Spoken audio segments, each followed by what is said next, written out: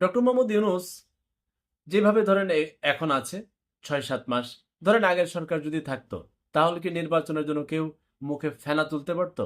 মুখে ফেনা ছড়াই ফেলতো।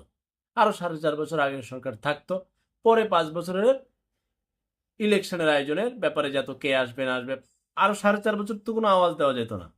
তাহলে এই 4.5 বছর উনি থাকুক।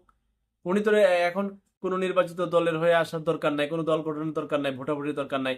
4.5 বছরে সবকিছু সংস্কার করে একটু গঠন করুক। এখন বলবেন আরে উনি থাকলে তো সমস্যা।